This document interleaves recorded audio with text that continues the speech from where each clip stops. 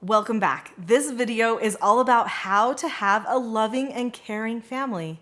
Who does not want a loving and caring family? In fact, that's what we're all going for from the moment those children are born. When we hold them in our arms, we start getting these visions of perfection and how everything is going to be butterflies and roses. And then what happens over time is we start getting short-tempered and frustrated with the little behaviors that come, and that dream that we have seems like maybe it's not realistic. Well, having a loving and caring family is not realistic. It's idealistic. And there's nothing wrong with having an idealistic goal. In fact, I don't think a goal could even be a goal unless it was idealistic. Just because it's a goal, though, doesn't mean we need to get frustrated like it's never going to happen, because it absolutely can happen. And in this video, I'm going to talk to you about how to create that type of environment where the family wants to be loving and caring to each other.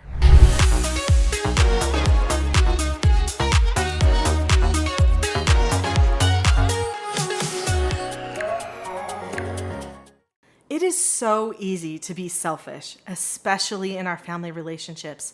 We are the closest to all of those people in our family, and so we kind of take them for granted.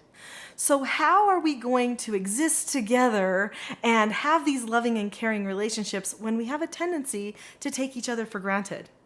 Well, in this video, we're going to talk about how to maximize our choice in our family relationships, and how to choose that connection and love when we normally wouldn't. And we're going to talk about the 3 things that a family can set up in their family structure in order to create an environment where the family is always focused on being loving and showing caring to each other in the family. Being loving and caring is a choice. So the idea is to make an environment and to open conversation to a point where everyone chooses to be loving and caring. One time I was talking with a woman, and she said, if only the people of the world could be kind. If we all could be kind, then think of all of the problems that we would solve. People would stop taking advantage of each other in business. People would stop fighting and bickering and looking for the worst in each other. Instead, we would see the true value that each of us has. Kindness. The word kindness is very interesting because it comes from the root word kin. Kin means like family. So if you're going to have a loving and caring family, you have to treat each other like kin. And not the type of kin that brawl out in the yard and fight, but the type of kin that enjoy each other's company, that values what each other has to say, and that knows that each person is part of this family for a reason. In fact, she's right. If we could all treat each other with more kindness, all treat each other, all the people of the world, as if we were kin, think of the hurdles we wouldn't have to jump anymore. And I'm talking about social and emotional hurdles. Think of the unity and support that we would feel in our lives instead of loneliness, frustration, stress, and abandonment. Having unity with the people close in your life actually creates a feeling of peace. And I know when people say they want a loving and caring family, what they're really saying is, I want my family to feel peaceful, to feel like a healing place, a place where everyone wants to come. Well, that's always what I've wanted for my family too. And even when, for years, we took in troubled youth, ages 12 to 18, in our home to do treatment foster care, that was my goal. I wanted them to come to my home and feel something that they had never felt before. I wanted them to feel unity, bonding, attachment, truth, connection, all of that wrapped into our family relationships. And I knew if I could give them a picture of that, then even though their life in our home would only be short-lived, it would be a short stay, maybe a few months, maybe a year, until they would be removed to a lower level of care. But that feeling, that picture would remain in their mind, and then as they reached adulthood and started families of their own, they could decide, What do I want it to feel like as a family? Have I experienced something before that felt so good that I want that for my family too? I wanted them to duplicate what they had felt in my home. So, yes, we all want that feeling. But do we know it's attainable? When the BBC in England contacted me to be on a BBC television program where they would bring two troubled children into my home, both ages 17, it was called The World's Strictest Parents, which I know sounds a little scary. If you want to see it, you can click that in the corner.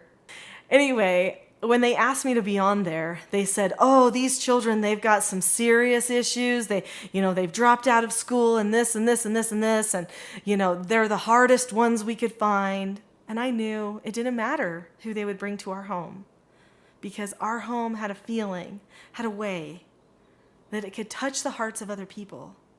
When we're talking about a loving, caring environment, isn't that what we're really talking about? Touching the heart of the people that are there. Some parents get frustrated with their children. I mean, that could happen to anybody, right? We're all human. Sometimes we allow ourselves to take things personally, which we definitely should not do. But in this process of taking things personally, people behave in a way to their children that they wish they didn't. Sometimes they cross the line into shaming even, which is a dangerous thing for people. No amount of shaming is going to ever help a person have a change of heart. No amount of shaming or degrading or belittling or criticizing a person is going to inspire them to be more united, more happy, and more loving at home. It won't. In fact, I'm constantly amazed at how many people say, don't shame, and in the process of saying that, they start shaming a whole other group of people. It's just not necessary. Let's talk about the 3 things that we can do to create a family environment that can produce this loving and caring family. First, we need to have a picture or a vision of where we're going. Who are we becoming? Who ought we to be as a family? I call this a family vision. This family vision is essentially creating an ideal picture for your future. Now, that doesn't mean you're going to achieve it the first day or the first month or maybe even the first year. But you have a good place that you've set your sights on. You know where you're going as a family. That's important. When you know where you're going as a family and you see your whole family going there, then you can value each other and the relationships that you have together more. Once you have this picture of who your family is becoming, that is essentially an understood instruction of where your family is going. So your family has now been instructed because they made a decision of who they're becoming 20 years in the future or 10 years in the future. I talk at length about how to create this type of family vision in my book, Parenting a House United. So I'm not going to go into great detail now, but I will just say that it's important that you pick some sort of an event in the future that your whole family can be excited about. And then there's certain key aspects that appeal to our senses that you're going to want to bring in to that picture that you're creating in the future.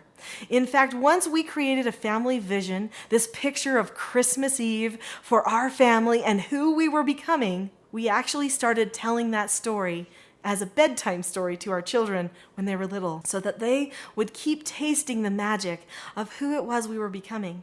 In this picture of this possibility of who the Peck family or your family is supposed to be, we create also feelings of what our relationships will be like with each other.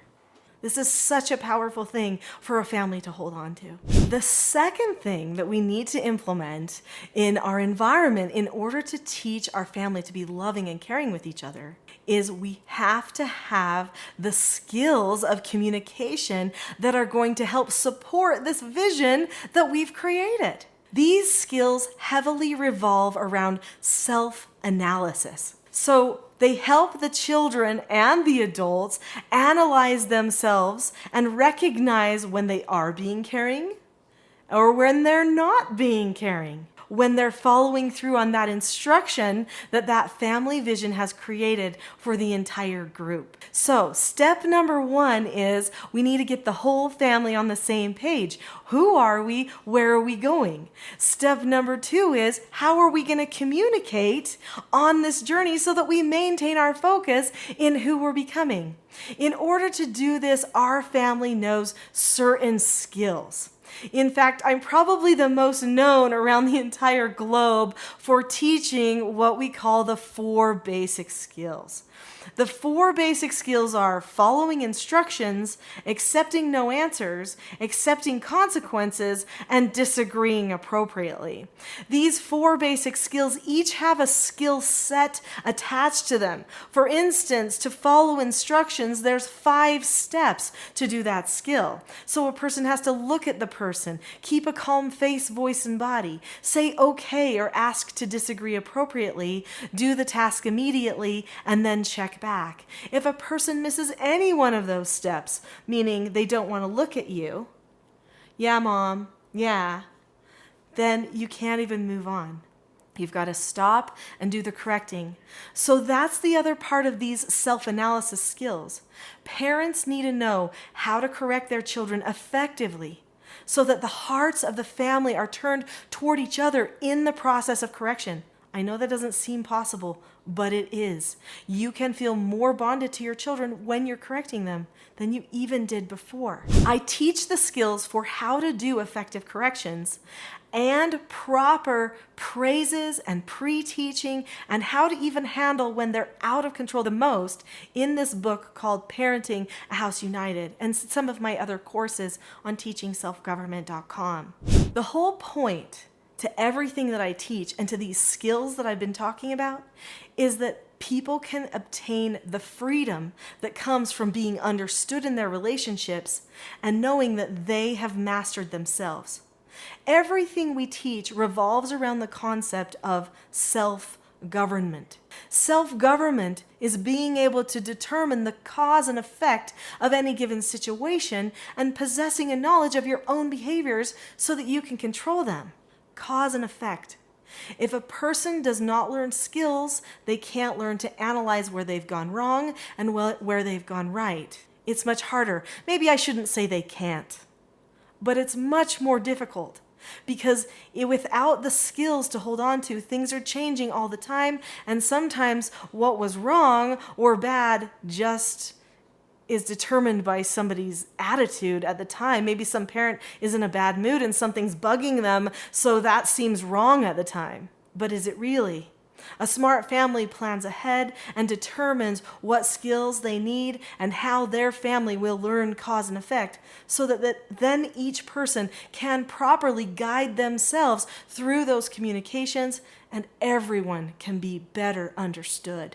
Finally, to create an environment where your family can have more love and more caring, there has to be open communication.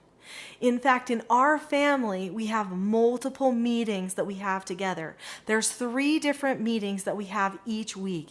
We have couples meetings, family meetings, and individual mentor meetings. There's another video where I talk about how to have a great family meeting, so you can look for that too. But right now, I want to touch on that individual meeting with the child. If a child is going to have their heart turned toward the family, they have to feel like that what they say matters, what they think matters, how they feel matters. Your child needs to know that you're listening. Each week we have individual meetings with our children. These books that we have are where we record our mentor meetings. In these books, we talk about the schedule that the child's going to make for the week, and we talk about the relationships with the family. We help them set goals for their academic goals, their social goals, their personal goals, family goals, spiritual goals. These are meetings that have driven my children forward during the years. In fact, even though I now have children who have left my home, we still regularly have conversations and we discuss their goals, their plans, what they're doing, and they see no problem discussing their future, their hopes and dreams, and their struggles with their mother and with their father. That doesn't mean we're controlling things when they're adults. It just means they know we're always there to talk it out with them if they want to. It creates openness. If you can talk about a problem and there's no emotion attached to it, only productive, proactive thinking and caring, then they're going to care more about what you do in the family too. They're going to care about your role as parent, and they're going to magnify their role as child better, which brings everybody more security. There's so much more I could share with you. In fact, I want to give you a gift. This gift is called the Calm Parenting Toolkit, and it will give you so many more tips and details on how to use some of these skills that I've been talking about. It will also help you improve your calmness as you communicate with your children.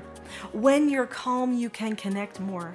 And if there's one thing that every human can fall into as far as a trap goes, it's getting a little bit too emotional, losing our calmness, and then losing our influence with others. So this Calm Parenting Toolkit is going to help you maintain your influence, help you increase your ability to make good choices, and help your children also want to choose to follow your example of having a change of heart toward the family. You'll find the link to get this free gift below this video.